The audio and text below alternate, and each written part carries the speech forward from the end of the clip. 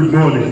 Good morning. Good morning, students. Good morning. Now, we have come to the final stage of our end of the year's school closing program, in which the Spartan, this year's winner of the high school's innovation competition, will be officially launched in our school.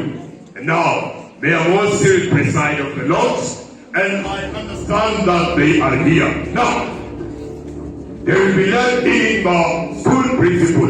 Now you will receive the guests when you're standing, and you will only sit after they have sat. Are you together? Yes. Very Mama, are you together? Yes. Yes. Now, can we all be standing? Everybody, up on your feet, up on your feet. Now, we will welcome them with a round of applause. I am going to teach you how we are going to clap. Can everybody see me? Yes. Can everybody see me? Yes. Yes. Now, let me see a finger in the air. Now, clap with that finger. 1, 2, 3, 4, 5. Then you will welcome them, okay?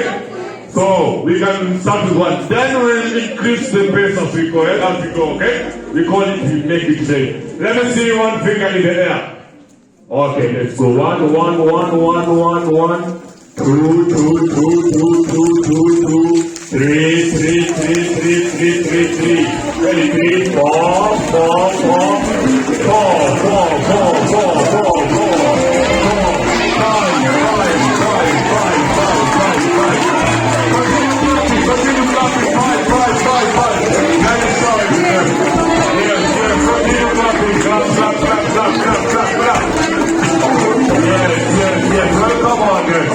Welcome. Let's looking very smart today. Okay, we can sit down. We can settle down. Yes. Remember we say that once we have our guests at the school, we maintain silence, okay? Yes, listen, let's pay attention. Now, it is now my humble duty to welcome Madam Principal to lead us through the rest of the program. Thank you.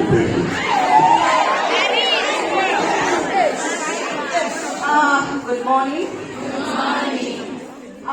Ladies and gentlemen, Your Worship, the Mayor, Honorable Mosi, distinguished guests, ladies and gentlemen. You see, I am delighted to welcome you to this ceremony in which we officially launch in our great municipality the winning innovation of this year's secondary schools national competition. Are you ready to clap,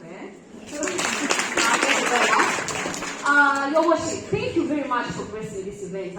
And remember, in this event, we are also going to present a prize to our very own Alvita. Anyone time, Clap for Alvita.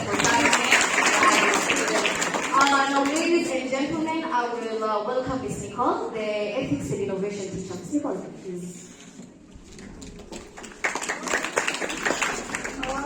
Your Worship, distinguished guests, ladies and gentlemen, I am honored to introduce to you an innovation that has captured the imagination of our municipality, and I couldn't think of a better way to introduce the innovation to you than through a short skit that Alvita, Montano, and I will stage in front of you. Tell me, Alvita, what can we do as a society to ensure you have a good future? Right now, it seems extremely bleak. I shudder to think about it. And how do you know my future is extremely bleak? Well, yesterday, I was sitting under a tree behind the classroom thinking. And then? I traveled into the future about 50 years from now. And guess what? What? I saw you working at a corner in a city as a cobbler. What? You look severely battered. And your nose, Mama Tirani, if I remember well. Montano, me, a cobbler. Was it a nightmare you had or just a hallucination? No! It's called traveling into the future. You close your eyes and try to figure out how your future will be. Given your past and current trends, you can also travel to the past. One time, I went back until I was in my mother's womb. I sat there mesmerized. It was very dark in there. That is a very strange thing to do, Montano, but a cobbler, you said. You see, Alvita, you're very fortunate to have a source of income. Millions of young people loitering in the streets and villages endlessly looking for gainful employment. Some of them looked poor, hungry, and angry. Montano, so you want to tell me with all my education, I could not get a good job? Alvita, you see, our country is and has been producing more graduates each year, more than the number of jobs it's able to create. At this rate, what do you think will be the situation in 50 years? I was in no better position, Alvita. I was earning my livelihood as a panist in a not so popular steel band at that time, but joblessness was not even my main concern. And what is your main concern? Your nose! The way your nose was running, as if you had a drum of fluids in the middle of your head. Frankly, I did not think you could see another day. And why on earth was my nose running like that? That is unusual. The awful smell in the city, Alvita. You see, at that time, the city had no water. And why was there no water? Climate change, Alvita. You see, climate change was predicted and predictable. You see, it was hardly raining anymore. It was raining once a year.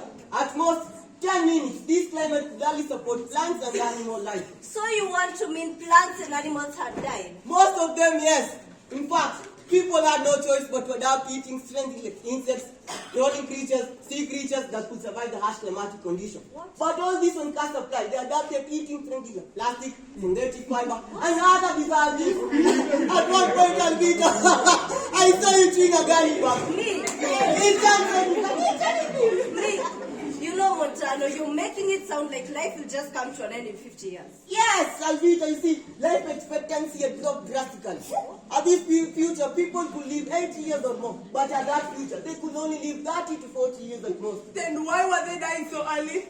Diseases and malnutrition. You see, people could not afford good food and medicine. The level of crime was also too high, with people being slaughtered like chicken. Like chicken, you say, Montano? What?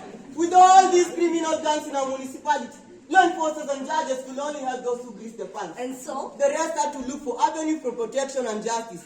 If you get what I mean, they had to look for private means to get security and justice. This is pretty much the situation. It has only aggravated over the 50-year period. I will tell you, my dear Montano. You see, lack of knowledge is darker than night. I also traveled into the future and I saw an entirely different world. Really? Tell us about it. You see, people had become so creative that they designed intelligent robots and machines which replaced